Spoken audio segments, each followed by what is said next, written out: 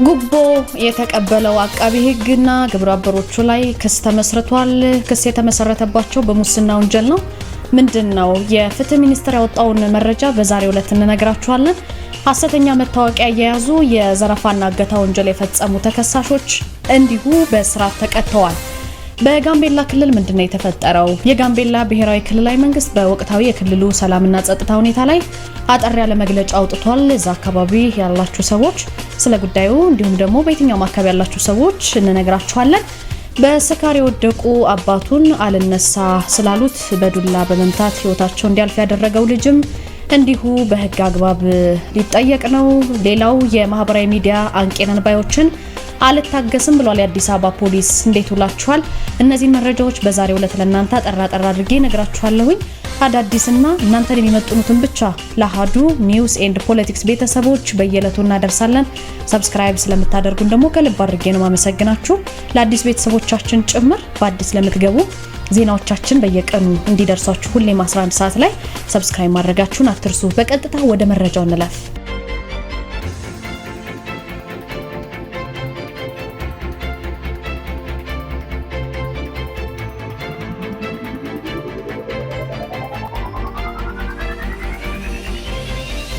ጉቦ በተቀበለ አቃቢ ህግና ግብረ አበሮቹ ላይ የወንጀል ክስ ቀርቧል።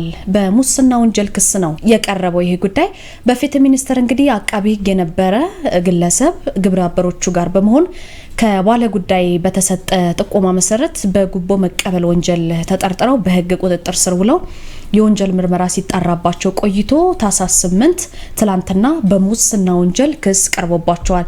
ክስ የቀረበበት ግለሰብ ከዚህ በፊት አቃቢ ህግ የሆነ የህግ ባለሙያ ነው። ተጠርጣሪዎቹ በወንጀል ተጠርጣሪ የነበሩ ግለሰብ ላይ የወንጀል ክስ እንዳይቀርብ እናደርጋለን በማለት 1 ሚሊዮን ብር እንዲከፍሏቸው ሲደራደሩ ይህንን ድርጊት ጠቋሚዎች ለፍትህ ሚኒስቴር ከፍተኛ አመራሮች በማሳወቃቸው በተጠርጣሪዎች ላይ ከፌዴራል ፖሊስ ጋር በቅንጅት ክትትል ተደርጎ ህዳር 16 2018 ከግለሰቡ ቤተሰቦች 500 ሺህ ብር ለጊዜው ባልተያዘ አንድ ግለሰብ የባንክ ሂሳብ እንዲገባ ይሄንን ጉቦ አድርገው የጉቦውን ገንዘብ ያስገቡበትን ደረሰኝ ሲሰጡ እዛው እጅ ከፍንጅ ሊያዙ ችለዋል ማለት ነው።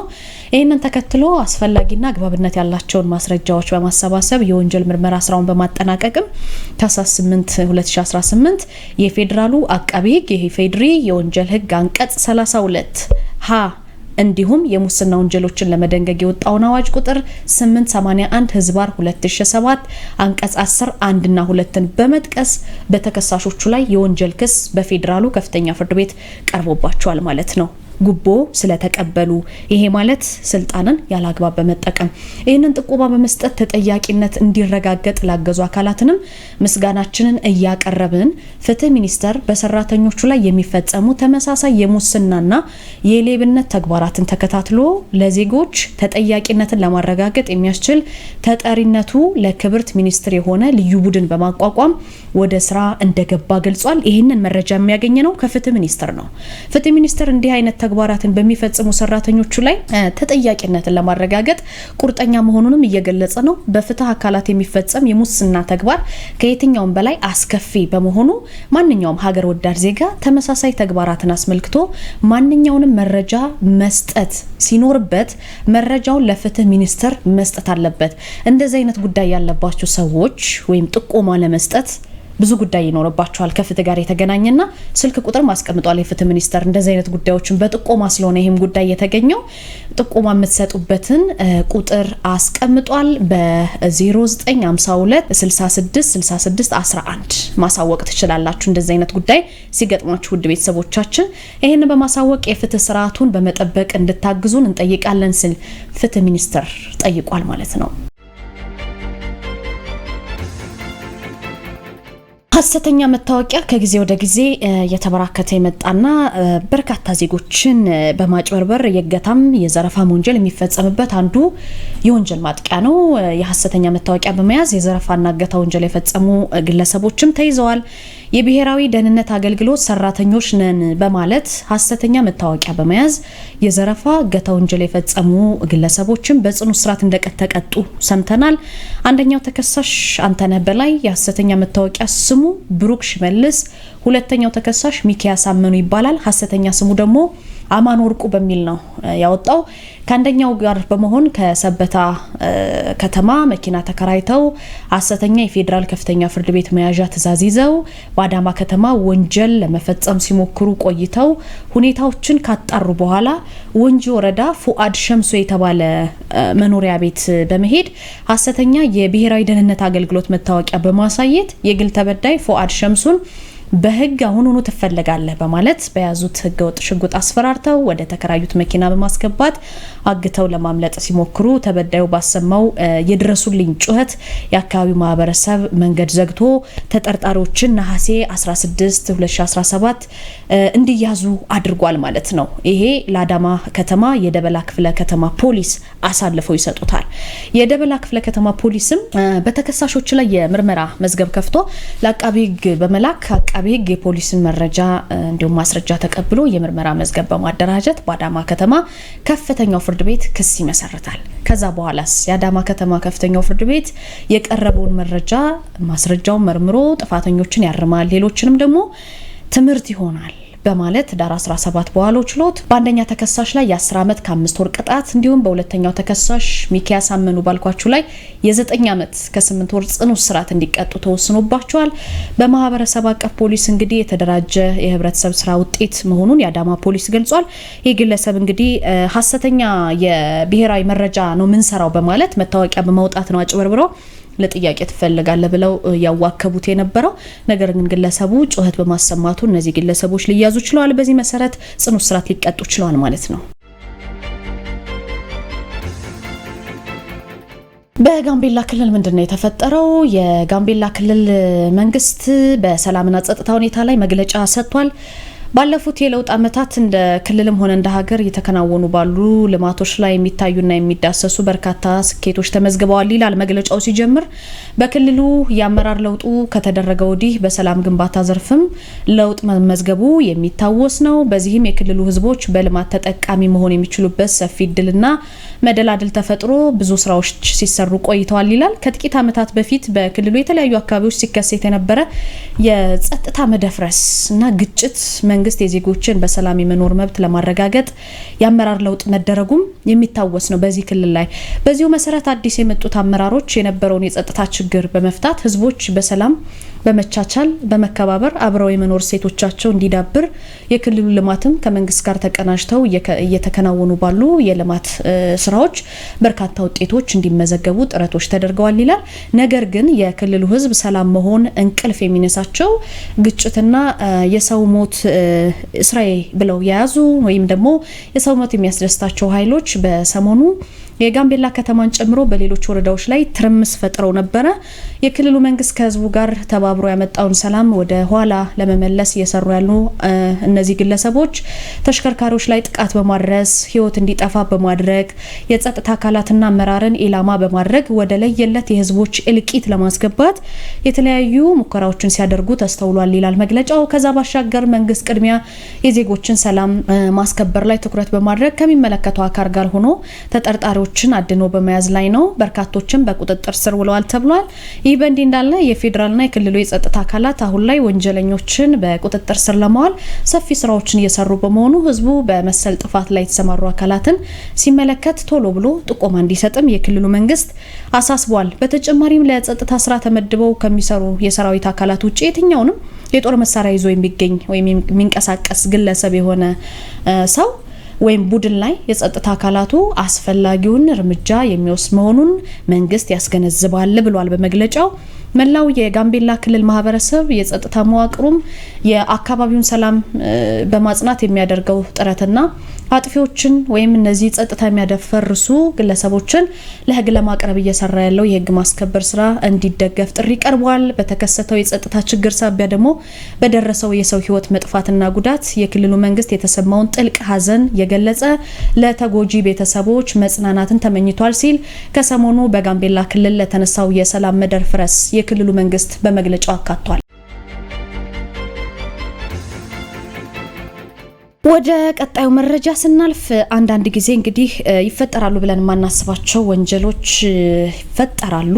በስካር የወደቁ አባቱን አልነሳ ስላሉት በዱላ በመምታት ህይወታቸው እንዲያልፍ ያደረገው ግለሰብ መነጋገሪያ ሆኗል። ይሄ ጉዳይ ተፈጸመው በሰሜን ሸዋ ዞን ነው፣ ውጫሌ ወረዳ ነው። ቃሶ አቦ ቀበሌ ነው። የአቶ ግርማ አበራ የተባሉ የ65 ዓመት ጎልማሳ ናቸው። ጉዳዩ ከልጆቻቸው መካከል የመጨረሻ ልጅ የሆነው ፍቅሩ ግርማ የ25 ዓመት ወጣት ልጅ ነው። የሰሜን ሸዋ ዞን አቃቢ ህግ ጽህፈት ቤት የተለያዩ ወንጀሎች ምርመራ አቃቢ ህግ እንግዲህ ለሀገር ውስጥ መገናኛ ብዙሃን ባደረጉት ገለጻ አባትና ልጅን ደበውለው ሲመለሱ መንገድ ላይ የተፈጠረ አለመግባባት ግጭት ውስጥ መግባታቸው ተገልጿል። አባትና ልጅ ግጭት ውስጥ ገብተው ነበርና አቶ ግርማ አበራ ግንቦት 9 ቀን ጎረቤታቸው የእርሻ ደቦ ይለምኗቸውና ልጃቸውን ፍቅሩ ግርማን አስከትለው በሬያቸውን ጠምደው የደቦ እርሻ ቦታ ይሄዳሉ። ምሽት 12 ሰዓት ላይ የደቦ እርሻ ስራ አብቅቶ ወደ እድምተኞች ወደ ደቦ ቤት የተዘጋጀውን ድግስ ለመሳተፍ ወደዛ ሲያመሩ አባት ልጃቸውን ለበሬዎቹ ሳር ስጥና በረት አስገብተህ ወደ ተዘጋጀው ድግስ ተመልሰህና የሚል ትዕዛዝ መስጠታቸው ተነግሯል። ከብቶቹን ካበላሃቸው በኋላ ወደ ድግሱና የሚል ትዕዛዝ ነው ለልጃቸው የሰጡት። ልጅም የአባትን ትዕዛዝ ሲቀበልና በሬዎችን ሳር አብልቶ በረት አስገብቶ ወደ ድግሱ ቤት ይመለሳል። በወቅቱ አባትና ልጅ በተዘጋጀው የድግስ ፕሮግራም ላይ እስከ ሌሊቱ 6 ተኩል ቆይተው እኩለ ሌሊት ድረስ ማለት ነው አባት በመጠጥ ስሜት ሲሰክሩ ልጅ ይዟቸው ወደ ቤት ለመሄድ ሲነሳ የድግሱ ባለቤት ወይም ደጋሹ ግማሽ መንገድ እንደሸኟቸው አቃቢ ህግ ይገልጻል። በወቅቱ አባት አቶ ግርማ ጥቂት መንገድ እንደተጓዙ በስካርና በመጠጥ ተዳክመው ስለነበረ የጠጡት ነገር መሬት ላይ ይወድቃሉ። በዚህ ጊዜ ልጅ አባቱን ከመሬት ላይ እንዲነሱ ጥረት ሲያደርግ መነሳት ስላቃታቸው እሳቸው ከመሬት መነሳት ስላልቻሉ በያዘው ዱላ በንዴት ተነስ በማለት የተለያዩ የሰውነት ክፍሎቻቸውን በመምታት አባቱ ላይ ጉዳት ያደርሳል ይሄ ልጅ። ከዛም ወደ ቤት በመምጣት እናቱን አባቱ ከአቅም በላይ በጠጣው መጠጥ መንገድ ላይ መውደቁን በመግለጽ ተባብረው እንዲያነሱት በመጠየቅ ሲደርሱ የወደቁት አባት ደም በደም ሆነው ሰውነታቸው በደም ርሶ እናት ሲመለከቱ ቶሎ ብለው በማንሳት ቤት ሲያደርሷቸው አባት ህይወታቸው ያልፋል ማለት ነው። በዚህ የሟች ሌላ ሴት ልጅ ጉዳዩን ለፖሊስ መረጃ ትሰጣለች። የዚህ የአባታቸውን የደበደበው ልጅ እህት ማለት ነው። የሟች ልጅ ፍቅሩ ግርማም ተጠርጣሪ ሆኖ በቁጥጥር ስር ውሏል። የወንጀል ድርጊቱን መፈጸሙን ማስረጃዎች ባሉበት አመነ። ፖሊስም የሟችን አስከሬን በማስመርመር ከሆስፒታል በተገኙ በርካታ መረጃዎችና በሌሎች ማስረጃዎች የምርመራ መዝገቡን በማጣራት ለአቃቢ ህግ ላከ ማለት ነው። አቃቢ ህግ ምርመራውን ካየ በኋላ በከባድ የሰው መግደል ወንጀል ክስ ይመሰርትበታል በዚህ ልጅ ላይ። የሰሜን ሸዋ ዞን ከፍተኛው ፍርድ ቤት የወንጀል ድርጊቱ ታስቦ የተፈጸመ አይደለም በማለት በተራ የሰው መግደል ወንጀል ህዳር 26 ቀን በዋለው ችሎት ይህንን የ25 ዓመት ተከሳሽ አባቱን የገደለውን ማለት ነው በ15 ዓመት ጽኑ እስራት እንዲቀጣ ውሳኔ ማስተላለፉን ይገልጻል። በዚህ አጋጣሚ በርካታ ወንጀሎች ሲፈጸሙ ሁሌም እንደምንላችሁ ነገሮችን በስክነት መመልከትና ወደ በስሜታዊ ከምናረጋቸው ወንጀሎች እንድንጠነቀቅ በንግግር መፍታት፣ ከዛ ውጭ ደግሞ ረጋ ብሎ ማሰብን እንድትከውኑ እንጠይቃለን። ወደ ቀጣዩ መረጃ እናልፋለን። ማህበራዊ አንቂነን ባዮችን አልታገስም ብሏል የአዲስ አበባ ፖሊስ። ከሰሞኑ በርካታ ግለሰቦች ወደ ስር ማምራታቸውን ታውቃላችሁ። የአዲስ አበባ ፖሊስ ጠቅላይ መምሪያ የማህበራዊ ሚዲያን በመጠቀም ሙያዊ ክብርን የሚያዋርዱ ከህብረተሰብ ባህል፣ እምነት፣ ሞራል ተቃራኒ የሆኑ መልእክቶችን ሲያስተላልፉ የነበሩ የማህበራዊ ሚዲያ አንቂ ወይም ይዘት ፈጣሪዎች ነን ወይም ሶሻል ሚዲያ ኢንፍሉዌንሰርስ ወይም ኮንተንት ክሬተርስ የሚባሉት እናንተ በቲክቶክ ብዙ ጊዜ የምታውቁት እነዚህን 4 ግለሰቦችን በቁጥጥር ስር አውሏል። የመጀመሪያዎቹ ተጠርጣሪዎች ዛህራ መሐመድ እና ፈቲያ ኤልያስ የተባሉ ናቸው። የሚኖሩት ቦሌ ክፍለ ከተማ ልዩ ቦታው ቦሌ ቡልቡላ ነው። ቲክቶክ ፕላትፎርም በመጠቀም የኢትዮጵያን ባህል፣ ወግ፣ እምነት፣ ሞራል በማይመጥን መልኩ የሰይጣን ማህበረተኞች አባላት ነን፣ እኛን ምሰሉ፣ በርካታ ገንዘብ ታገኛላችሁ፣ ኢሉሚናቲን ተከተሉ የሚሉ መልእክቶችን ሲያስተላልፉ ነው በቁጥጥር ስር የዋሉት። ሶስተኛው ተጠርጣሪ ደግሞ ለታ ደረጀ ነው። ነዋሪነቱ ንፋስ ስልክ ጀሞ 3 የሆነ ነው።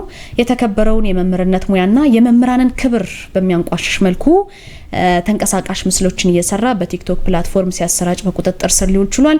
መምህርነት የተከበረ የሁሉም ሙያዎች መነሻ ነውና ይሄንን ሲያንቋሽሽ ነው የተገኘው። ተጠርጣሪው በሚለቃቸው ተንቀሳቃሽ ምስሎች የተማሪ ደንብ ልብስ ለብሶ የመማሪያ ወንበሮች ላይ ቆሞ መጨፈር፣ በመምህራን ላይ ማሾፍ፣ ከተማሪ ኪስ ገንዘብ መስረቅ የመሳሰሉ የማይገቡ ይዘቶችንም ይሰራ እንደነበር ነው የተረጋገጠው። አራተኛው ተጠርጣሪ እንደዚሁ ነዋሪነቱ ቂርቆስ ክፍለ ከተማ ነው።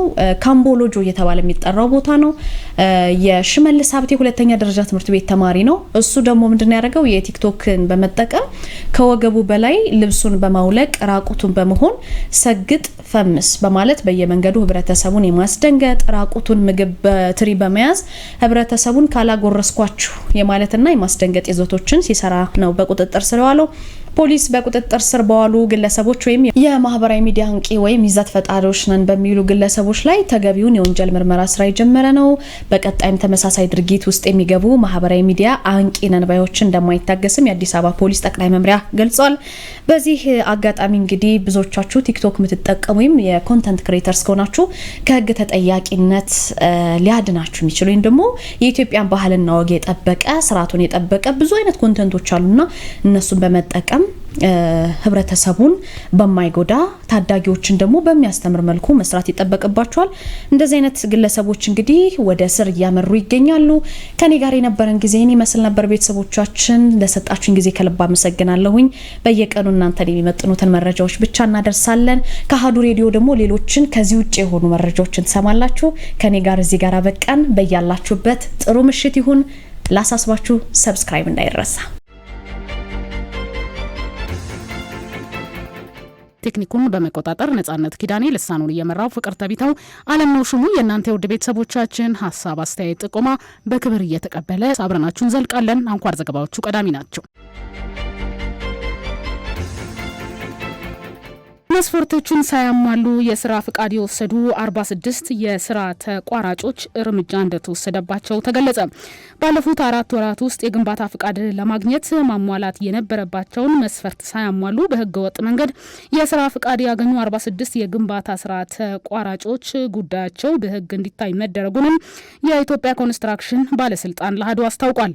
የባለስልጣኑ ዋና ዳይሬክተር ኢንጂነር መስፍን ነገው የኮንስትራክሽን ፍቃድ አሰጣጥ ፍተሻና የስራ ማስረከቢያ ሂደትን ከሙስናና ከስነ ምግባር ውጪ ከሆኑ ድርጊቶች ነፃ ለማድረግ ባለስልጣኑ ስትራቴጂ ወይም መመሪያ አውጥቶ እየሰራ መሆኑን ገልጸዋል። ስትራቴጂው በዋናነት በሂደት ላይ ያተኮረ ሙስናን መከላከልና ገንዘብ ነክ ጉዳዮችን የሚመለከት እንደሆነም ተናግረዋል።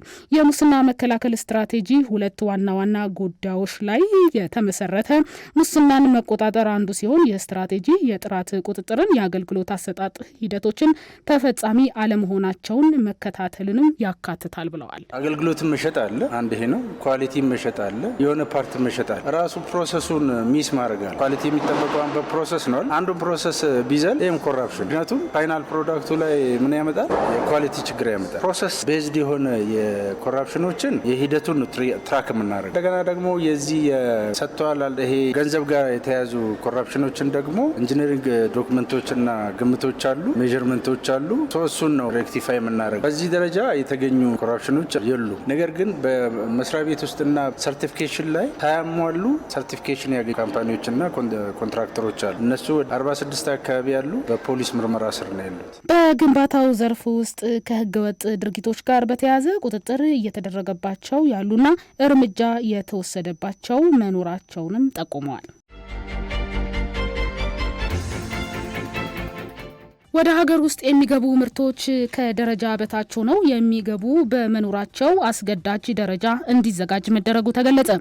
አምራችና አስመጪዎች አዲሱን አስገዳጅ ደረጃ እንዲተገብሩ ቁጥጥር እንደሚደረግም ተገልጿል። ለተቆጣጣሪ አካላት አመቺ የሆኑ አስገዳጅ ደረጃዎች የጸደቁ መሆኑን የኢትዮጵያ ደረጃዎች ኢንስቲትዩት አስታውቋል። የኢትዮጵያ ደረጃዎች ኢንስቲትዩት ዋና ዳይሬክተር ዶክተር መሰረት በቀለ በኮንስትራክሽንና የሲቪል ምህንድስና ዘርፍ አስገዳጅ ደረጃዎች መጠቃቸውንና ወደ ማህበረሰቡ የሚገቡ ምርቶች ደረጃቸውን ያልጠበቁ በመኖራቸው ክትትልና ቁጥጥር ለማከናወን አስቻይ እንዲሆን ያለመ ስለመሆኑም ተናግረዋል። የገቢ ምርቶች ላይ የደረጃ ምልክት አጠቃቀም ምን ይመስላል የሚለው ላይ ያው ተቋሙ ምልክቱን በተለይ ሙሉ በሙሉ ወደ ኢትዮጵያ ደረጃዎች ኢንስቲትዩት ማንዴት ካስገባ በኋላ የተለያዩ ስራዎችን የመስራት ስራዎችን አድርገናል። አንደኛው ገቢ ምርት ደረጃ ኢምፖርት ስታንዳርድ ማርክን አጸድቀን በሁለተኛው የቦርድ ሚቲንግ አጸድቀን ወደ ስራ ገብተናል። እነዚህ እንግዲህ ቅድመ ስራዎች ይፈልጋሉ፣ ቅድመ ሁኔታዎች ይፈልጋሉ። ለምሳሌ ከገቢዎች ጋር ኢንቴግሬት ማድረግ ይፈልጋል። አንድ መስኮት አገልግሎት ከገቢዎች ጋር ኢንቴግሬት በማድረግ ወደ ሀገር ውስጥ የሚገቡ ምርቶች ማንኛውም አይነት ወደ ሀገር ውስጥ የሚገባ ምርት ያን እንደ ምልክት ሳይለጥፍ እንዳይገባ የሚል ሞር ኳሊቲ ለመጠበቅና ያለውን ሳይኮሎጂካሊም ዝግጁ ሆነው እንዲመጡ እነዚህ ኢምፖርት የሚያደርጉ አምራቾች ወይ አስመጪዎች ያንን ስራ እየሰራ እንገኛለን። አሁን ኦልሞስት ከጉምሩክ ጋር ያለው ፕሮሰስ ኦልሞስት እያለቀ ነው ያለው። አንድ መስኮት አድርገን በሲስተም ኢንቴግሬት የማድረግ ስራዎችን እየሰራ እንገኛለን። ቦርዱ በተያዘው በጀት ዓመት ባልጸደቁ 84 የኢትዮጵያ ደረጃዎች ውስጥ በግብርናና በምግብ ላይ የተካተቱ አስገዳጅ ደረጃዎች አለመኖራቸውን ገልጸዋል። ተቆጣጣሪ አካላት በጸደቁ አስገዳጅ ደረጃዎች ላይ ምን ያህል ቁጥጥር እየተደረገ ነው የሚለው ተለይቶ የሚቀርብ ይሆናል ሲሉም ተናግረዋል። አምራቾች አሊያም አስመጪዎች የኢትዮጵያ የደረጃዎች ኢንስቲትዩት በየጊዜው የሚጸድቁ አስገዳጅ ደረጃዎችን በመመልከት ተግባራዊ እንዲደረግም አጽንኦት ሰጥተውበታል።